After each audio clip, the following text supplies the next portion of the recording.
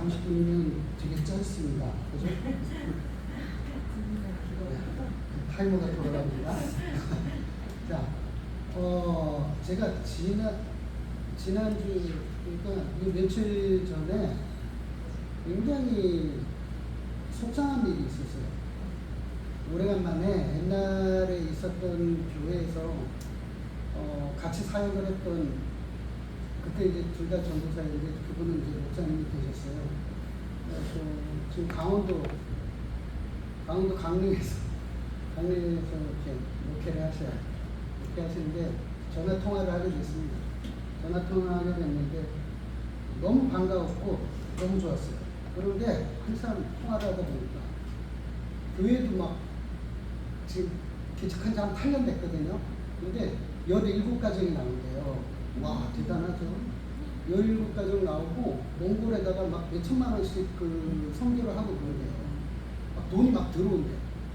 너무 저도 기뻤어요. 좋았는데 근데 계속 얘기를 나누다 보니까 점점 뭔가 좀 이상한 거예요. 뭐가 이상하냐면 참 안타까운 게 그분도 괜찮은 학교를 나왔거든요. 이상한 학교 나온 게 아니라 우리 목사님 다니셨던 백석을 나오셨어요. 근데 백석대학원을 나왔는데 근데 하는 말이 자기는 기도를 하면 성령님이 말씀을 풀어주신다는 거예요. 그래요? 그러면서 하는 얘기가 신학교에서 배운 게 다 거짓말이더라는 거예요. 그러니까 대학원에서 공부했던 그 신학들은 다 쓸데없는 거고 거짓말이었다. 교수들은 정말 나쁜 인간들이다. 이렇게 얘기를 하는 거예요. 제가 그때 충격을 받았어요. 그러면서 하는 얘기가 우리가 죄를 짓지 않고 하나님의 뜻에 합당한 삶을 살고 열심히 해야지 천국에 간다는 거예요. 그래서 제가 아주 그냥 머리가 띵한 거예요. 그래가지고 그러면 그 교회에서 17가정이면 도대체 몇 명이에요? 한 30명 나올 거 아니에요? 30명 더 되겠죠? 그럼 그 사람들은 뭐가 되나? 그러니까 막 자기가 어느 날 하나님의 음성이 들리기 시작하면서 기도 가운데에서 말씀이 풀어지더래. 그러면서 말씀이 풀어지니까 그 말씀을 전하니까 막 사람들이 팍팍 신앙생활을 열심히 한다는 거예요. 당연하지. 지옥 간다는데 누가 그걸 열심히 안 하겠어요. 눈에 불을 켜고 구원을 받으려고 할 거 아니에요. 그러니까 그게 자기도 목회하는 게 굉장히 효과가 있는 거죠. 돈도 팍팍 내놓고, 목사님한테 되게 잘해주고, 신앙생활도 막 열심히 하고, 막 새벽 예배도 나오고, 막 난리가 아니죠. 그거를 제가 얘기를 듣고 나서, 제가 몇 마디 했더니, 더 이상 얘기하지 말라고. 딱 잘라버렸어요. 그러니, 그렇게 친했었는데, 나보고, 나 지금 전화 끊어야 되겠다. 그래서 전화 끊었어요. 그날 제가 가슴이 막 무너지면서 너무 막 눈물이 막 핑 돌면서 눈물이 막 쏟아지더라고요. 너무 속이 상했어요. 그분이 그렇게 된 것도 속상했지만 그분의 말씀을 듣고 있는 그 성도들은 그거 어떻게 해요? 너무 마음이 아팠어요. 하나님이 그래도 우리 이래교회는 정말 건강한 거예요. 우리 목사님이 설교를 이렇게 들어보면 그냥 강의 설교하면서 말씀대로만 하려고 하잖아요. 그 신학을 무시하지 않죠. 좀 있으면 박사학위 같죠. 박사 필리핀 가고 강의하고 너무 훌륭한 교회입니다. 훌륭한 교회인데 근데 그렇지 못한 교회들이 많다는 거죠. 그래서 제가 거기 충격받아서 유튜브를 좀 뒤져보기 시작했는데 어떤 장로님 나와가지고 이상한 소리 하고 신천지부터 시작해갖고 엄청나게 많은 사람들이 성경을 왜곡하고 있더라고요. 너무 충격적이었습니다. 저는 웬만해 갖고 유튜브를 이렇게 영화 같은 거나 보지 그런 말씀 쪽으로는 잘 안 보거든요. 안 보는데 이번에 이제 보면서 꽤 충격을 받았어요.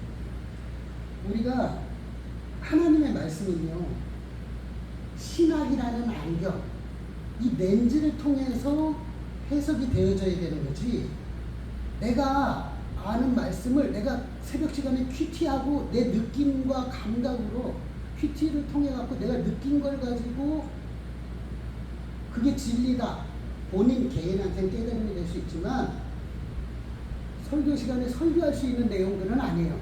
큐티는 지극히 주관적인 거잖아요. 자기한테나 유익하지 딴 사람들한테는 그것이 잘못 받아들여질 수 있죠. 설교자는 그렇게 하면 안 되거든요. 근데 거의 뭐 기도하면서 그렇게 해가지고 설교를 하니 그게 뭐가 되겠어요? 말씀은 신학이라는 그 렌즈, 이 안경을 통해서 밝히 보고, 그리고 이제 그거를 해석을 해야 되는 거예요. 그러니까 목사님들이 몇 년 동안 신학교를 다니고, 그리고 이제 연구를 하고, 그리고 또 뭐 박사 공부를 하고, 이런 것들이 신학이 그만큼 중요하거든요. 신학이 없으면 하나님께서 이 세상을 섭리하셔서 그 신학을 보존하신 거예요. 보존하시고 칼빈이나 이런 유명한 신학자들을 통해서 하나님께서 그 사람들을 통해서 보존하시고 발전시켜 나가신 거예요. 그렇기 때문에 신학은 굉장히 중요합니다. 그런데 좀 이단이나 이상한 쪽으로 가면, 그러면 그분들은 신학을 무시를 해요. 벌써 어디 가고 신학을 무시한다, 그러면은 그건 문제가 있는 사람이구나, 그렇게 생각해야 돼요. 하나님은요, 그렇게 상식을 초월해서 역사를 하시지 않아요.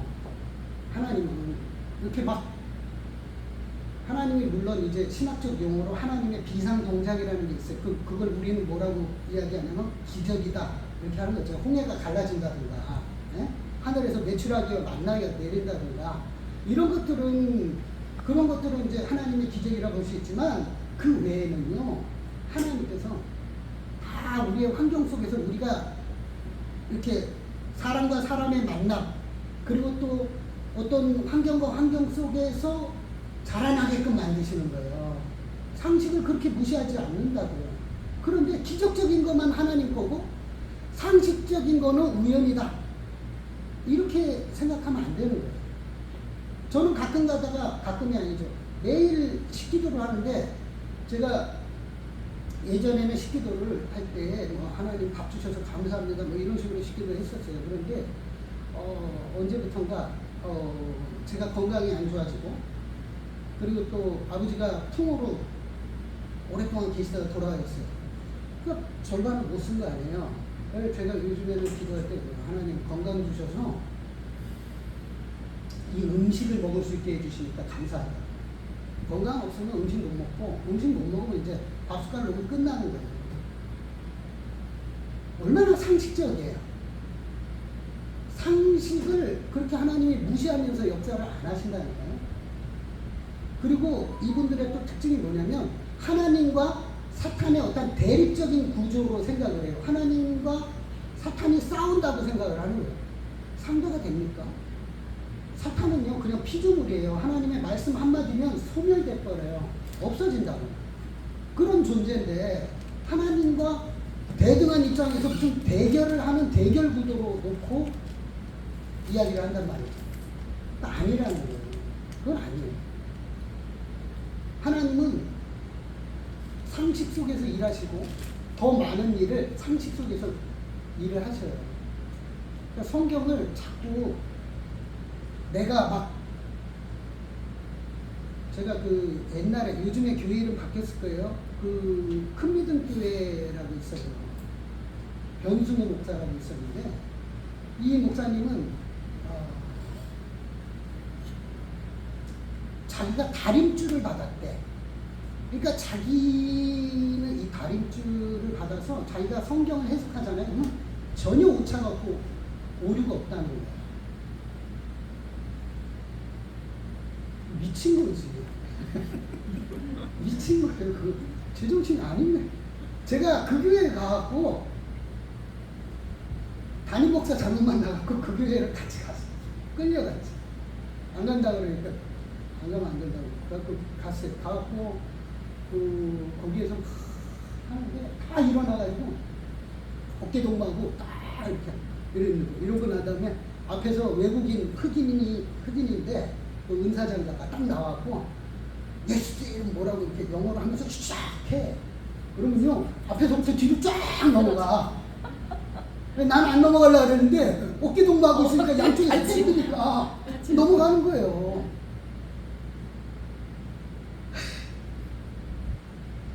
옛날에 송기철 장로님 그 집회할 때 환자들 많이 났잖아요. 났는데 옛날에 그 제가 아는 목사님하고 같이 갔었는데 그 목사님이 디스크가 파열됐어, 찢어졌어.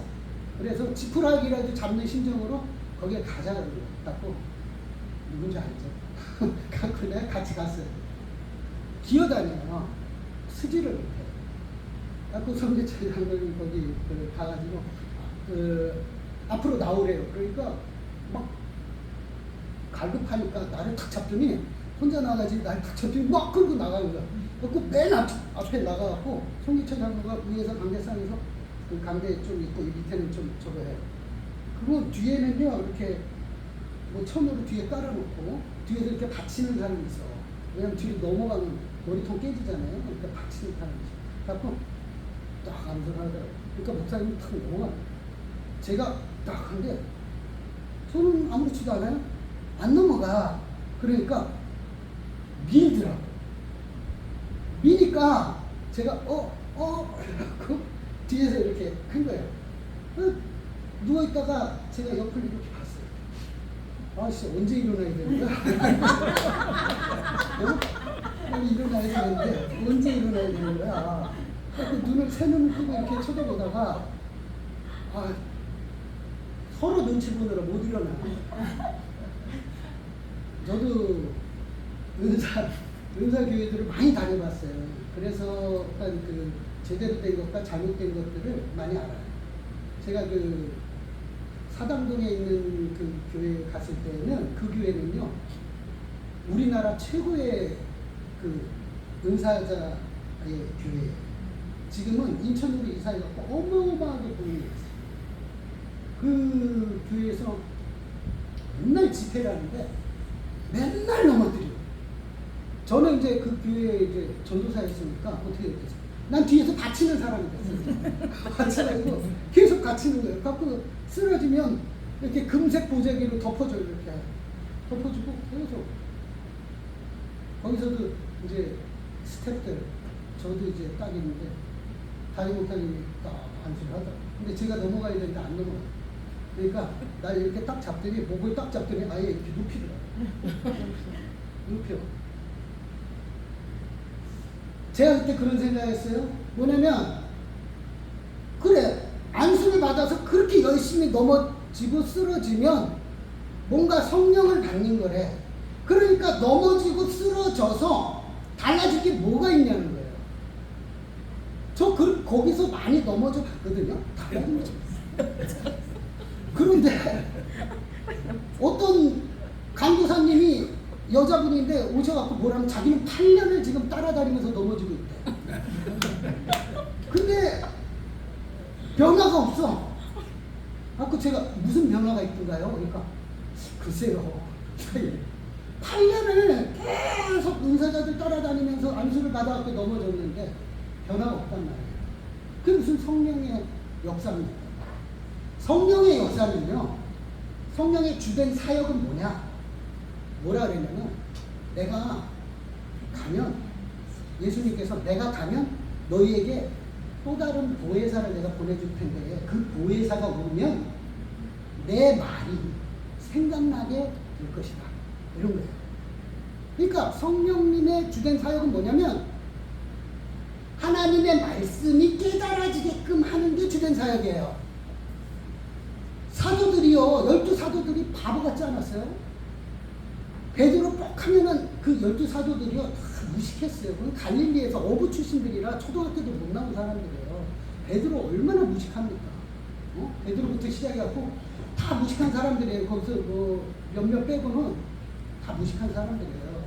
그런데 그 사람들이 예수님 놓고 다 도망가고 막 예수님 십자가에다가 못 박히게 팔아먹지를 않나. 응? 주여 뭐 저들은 다 버릴지라도 나는 주를 버리지 않겠습니다.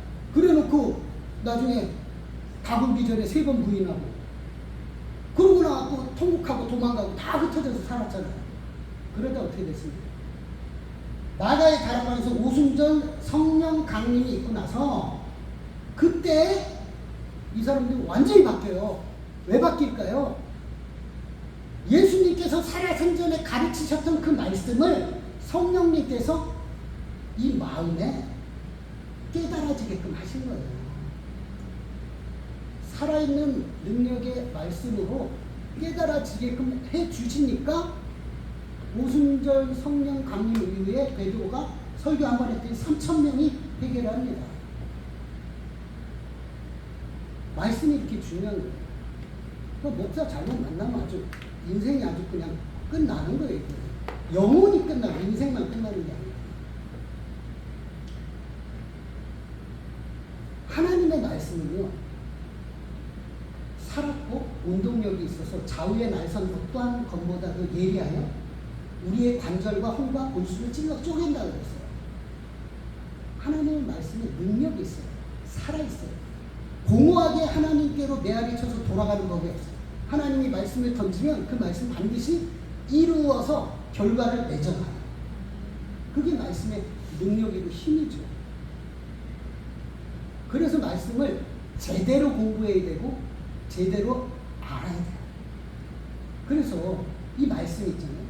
성령이 역사를 하려면 말씀의 철로가 깔려야 돼요.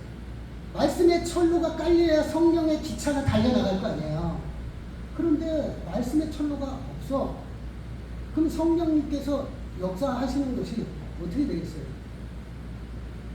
그래서 말씀을 많이 뭐라 그래요? 말씀은 영의 양식이라고 표현하죠. 기도는 뭐라고 합니까? 호흡이라고 표현하죠. 그런데 기도만 열심히 하면 이 문제가 심각해집니다. 이상한 은사가 있네요. 은사가 임하는데 이상한 은사예요. 그러니까 막 이게 방향이 없잖아요. 그러니까 말씀은 뭐와 같냐면 영의 양식이지만 제가 나름대로 표현한다면 말씀은 내비게이션과 같아요. 자동차에 방향을 가르쳐주죠. 요즘 내비게이션만 있으면 모르는 길을 어디든지 다 가요. 좌회전하세요, 우회전하세요, 다 가르쳐주잖아요. 그리고 그럼 기도는 뭐냐? 자동차에서 하고 휘발유와 같은 거예요. 자동차를 움직이게 하죠. 달려나가게끔 하는 거예요. 그런데 보세요. 방향을 모르는 자동차가 달린다고 생각해보세요. 얼마나 무서워요. 마치 맹인이 운전을 하는 거예요. 악셀을 가지면 빵 밟는 거예요. 휘발유 많겠다. 악셀을 막 밟고 달려요. 이것처럼 무서운 게 어딨어요. 어디다 들여박아갖고 누구를 치일지 모르는 거예요. 기도만 하면 이런 현상이 일어난다는 거예요. 기도와 말씀은 양쪽의 바퀴와 같은 거예요. 둘 다 균형이 있어야 돼요. 균형이 있어야 되니까 말씀으로 방향이 뚜렷하고 목적이 뚜렷하고 하나님의 뜻을 깨닫고 알고 그런 다음에 기도라는 건 하나님의 뜻을 헤아려서 하나님 앞에 기도하는 거잖아요. 그렇게 살게 해달라고. 그런데 말씀 없이 기도만 가면 그러면 위험합니다. 이 목사님도 말씀 없이 기도만 주구장창 목소리가 옛날에는 정말 예쁜 목소리였는데 지금은 목소리가요 이래요. 그 목소리 못 알아보겠어요. 그렇게 기도를 많이 했어요. 그 결국은 얻은 게 그렇게 하면요. 말씀 없이 기도로 가면 사탄이 역사를 해요. 사탄이 말씀을 풀어준다니까요. 사탄이 역사를 하는 거예요. 우리도 마찬가지예요. 그래서 말씀은 굉장히 중요한 거예요. 그래서 한번 생각을 해봤어요. 도대체가 사탄은 우리를 공격해봤자 우리의 구원은 취소될 수 없잖아요. 근데 왜 공격을 하는 거지? 뭘 얻으려고 공격을 하나? 이건 제 주관적인 생각입니다만, 주관적으로 설계하지 말라고 그러고 주관적인 제 주관적인 그 생각이지만 틀리지 않다고 생각을 해요. 뭐냐면 사탄은 이런 거예요. 야, 너희들이 하나님의 자녀된 건 내가 어떻게 할 수 없다. 그건 하나님의 주권이고 하나님의 능력으로 너희들을 하나님께서 자녀 삼으셨으니까 그 구원은 내가 어떻게 할 수 없지만 너희들이 하나님의 자녀로서 하나님의 자녀답게 하나님을 기쁘시게 하면서 하나님의 뜻을 이루어가면서 사는 그 꼬라지는 내가 못 본다. 응? 하나님의 자녀답게 살 생각은 눈꽃만큼도 하지 마라. 어디 하나님의 뜻대로 살 생각을 해. 웃기지 마. 너희들은 혼수 상태 속에서 중환자실에 입원해요. 혼수 상태 속에서 인공호흡기 끼고 숨만 쉬다가 하나님 품으로 가라. 이거예요. 어디 하나님의 나라를 확장해? 전도를 해? 어디 기도를 해? 어디 성경 공부를 해? 하지 마. 내가 죽어도 너희들이 하나님의 자녀답게 사는 꼴은 내가 못 보겠어. 절대로 그렇게 살지 마. 그렇기 때문에 공격을 하는 거야. 구원은 어떻게 할 수 없지만 구원받은 하나님의 자녀가 성화로서 성장하고 성숙하지 못하고 하나님의 기쁘신 그 뜻대로 살지를 못하고 그냥 죄된 삶을 살다가 죽으라 이거예요. 죽으라 이거예요. 그게 사탄이 하는 거예요. 죄라는 게요.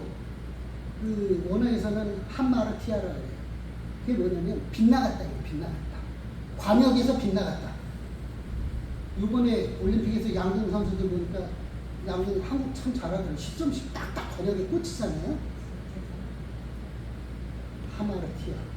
빗나갔다. 관역에서 빗나간 거예요. 완전히. 관역에서 빗나간 거예요. 하나님의 뜻과 의도에서 빗나간 거예요. 너희들은 그렇게 빗나간 삶을 살으라 이거예요. 성화의 삶 속에서 관역에 딱딱 꽂히는 하나님의 기쁨이 되는 그 삶을 살지 말고 하나님 속을 벅벅 긁으면서 하나님의 아픈 손가락이 되어서 살다가 죽어라. 그게 내 목표고 목적이다. 이게 사단의 목적이죠. 그래서 우리를 그렇게 구원받은 우리를 공격을 하는 거예요. 그러니까 우리는 어떻게 됩니까?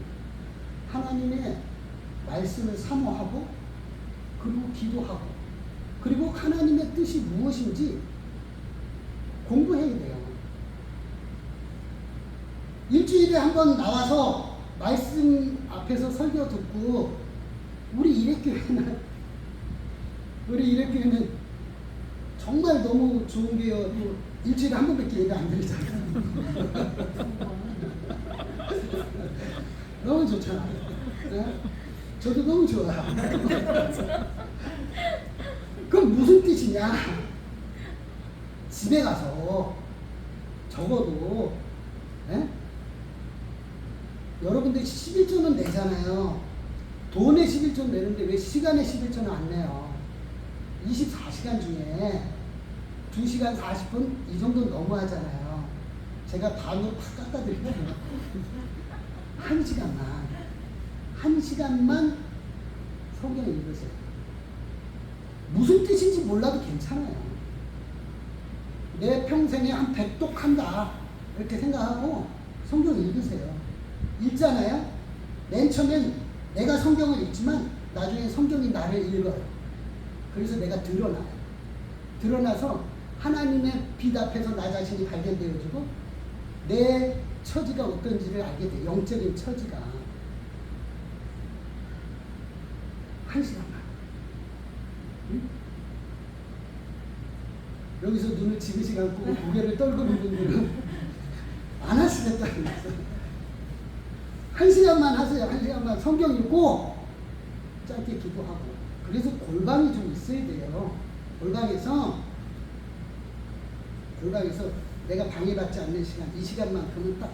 옛날에 그 웨슬리의 그 어머니는 골방이 없었어요. 애가 몇 명이죠? 웨슬리 자식들이 한 10명 정도 되나요? 그 정도 되죠. 그 정도 돼갖고 애들을 10명을 키운다고 생각하고 있어요. 끔찍한 거예요. 둘만 있어도 정신이 없는데 애들이 10명이야. 이걸 키우려니 얼마나 힘들어요? 그런데 이 웨슬리의 엄마가 앞치마를 머리에다 이렇게 딱 뒤집어 쓰잖아요. 그러면 애들이 갑자기 슉 하고 싹 조심해가지고 엄마를 건드리지 않아요. 왜?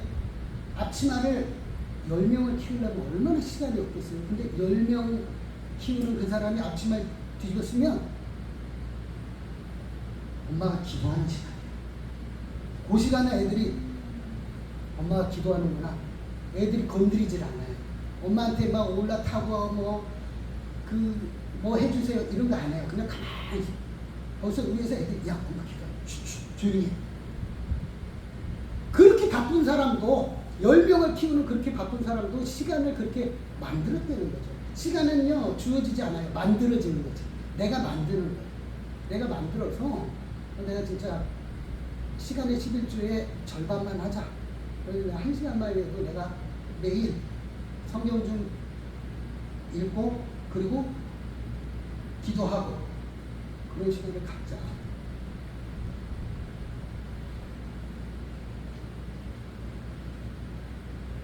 안 가지실 거예요.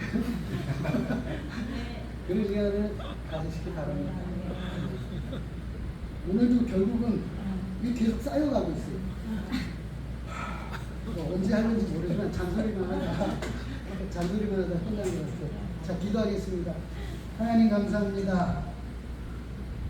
하나님의 말씀의 중요성에 대해서 또 이야기하였습니다. 하나님, 우리가 물질만 하나님 앞에 드리는 것이 아니라 시간도 드릴 수 있도록 우리의 마음을 주장하시고 인도하여 주시기를 원합니다.